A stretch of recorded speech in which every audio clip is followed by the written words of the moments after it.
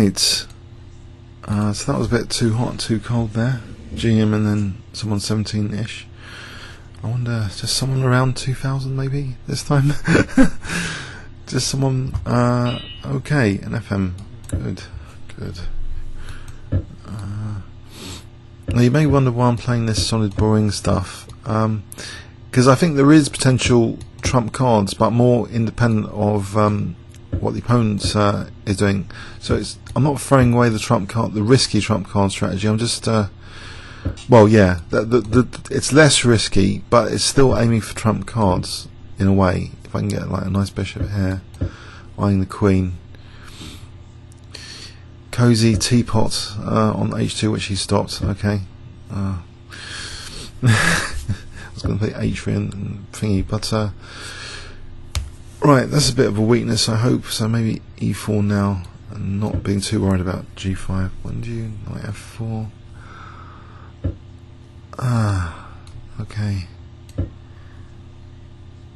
Get the bishop round like this. Provoke b5 as well.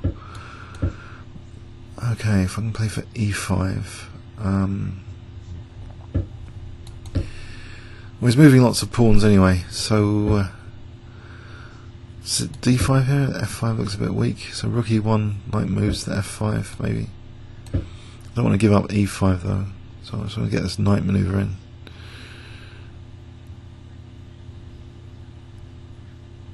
Knight f1 to e3 to f5.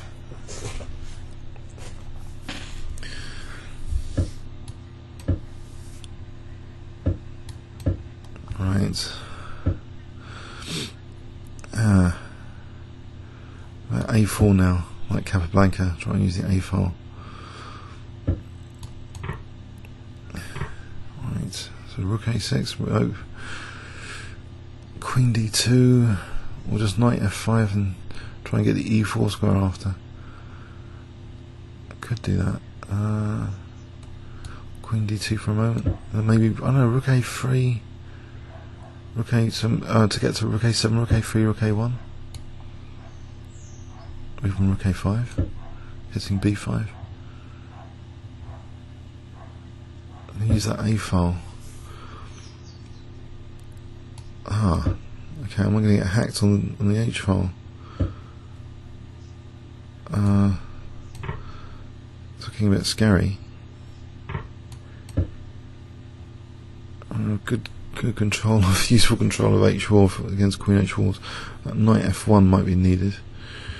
So, a vicious attack, but can I interrupt things with knight f5 at any point? Is king still in the centre? Nope. Queen's going to be a subject to knight h3s. So I can get rook a7 in though, and then maybe queen d1 to hit g4. Right, queen d1 here. There's also knight f5 is still tasty, but g4 looks particularly good. If I can win g4, I've got nice control of the a file here. So g2 is a bit weak, but I can take now. It's protected by g4 knight. Okay. So now knight f5. So I'll be threatening, don't know what, something. I'm threatening the knight anyway, so if he takes, I'm stopping f5 at least. So maybe that was reasonably timed. So I can play bishop f4. Or just rook a7 finally, just rook a7. Or even f6. Ouch. Okay, so f6 might open up this diagonal. Something useful. Knight h6 check. Knight f5. Why would that be useful? I think it could be. It stops the queen coming in. And then there's maybe queen g4 or queen h5 potentially. So I've got queen h5 potentially. I can take on f4. Or does queen g4? Well, I'm taking on f4. Take on f4 here. No. Queen f3, queen g4. There's no immediate infiltration threat. So how about just rook for the moment? Rook a7. Maybe queen f3, maybe queen sack, and then rook h1. just to get rid of these knights. Queen f3, queen g2 takes rook h1, king g8, check. That looks pretty dangerous to sack the queen for 2 knights here.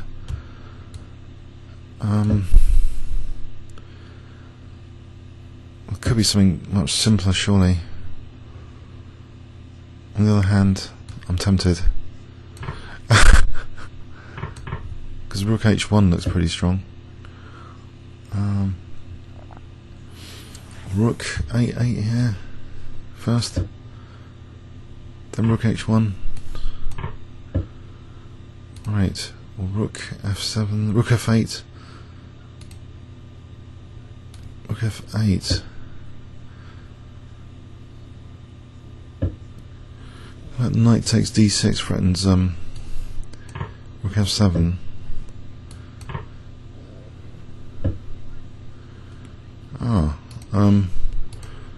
There's a check here. Yeah, 2064 now. Cool. That was a fun game.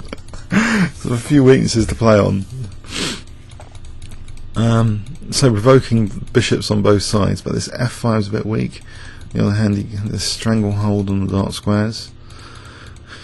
Thankfully, there was no queen h4, so I've still got this plan of going to f5. This looks dangerous, but I can't get my queen anywhere.